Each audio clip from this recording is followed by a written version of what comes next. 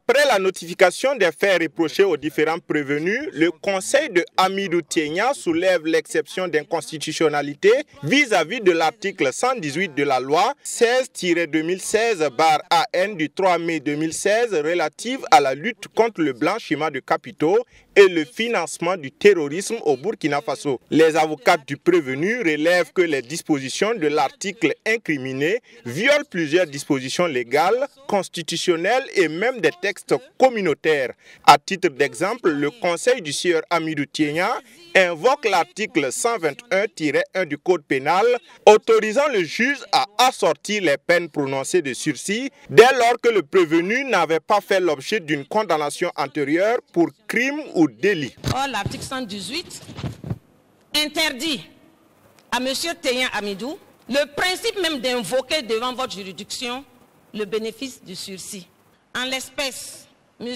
Tiénia Hamidou, qui comparaît devant votre juridiction, a l'honneur donc de soulever devant votre juridiction l'exception d'inconstitutionnalité de l'article 118 de la loi 16 portant donc blanchiment de capitaux et financement du terrorisme au Burkina Faso. Le ministère public rejette en bloc les observations faites par le conseil du prévenu Hamidou Tiénia. Le parquet fait remarquer au juge que le principe d'égalité n'est pas violé, comme tentent de le faire croire les avocats du prévenu Tiénia. Du même coup, le parquet demande la poursuite du procès sur les autres chefs d'accusation que sont le détournement des deniers publics, le faux et usage de faux et l'enrichissement illicite, puisque l'exception d'inconstitutionnalité soulevée porte sur le blanchiment des capitaux et le financement du terrorisme. Le principe étant que la loi spéciale déroge à la loi générale.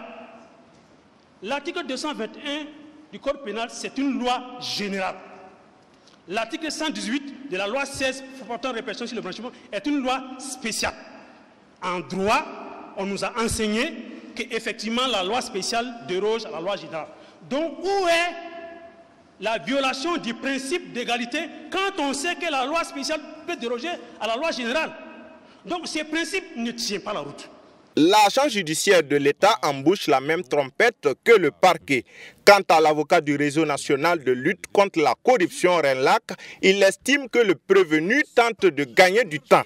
Quoique Maître Farama ne soit pas d'accord avec les avocats du prévenu Hamidou Tiénia, il estime que le juge doit surseoir à statuer sur l'affaire jusqu'à ce que le juge constitutionnel se prononce. Et en définitive, le juge a décidé du report du procès pour le 9 décembre prochain. Un autre fait marquant, les avocats du principal mis en cause se sont déportés car estimant qu'elles ne sont plus à même de porter assistance à Hamidou Tiénia.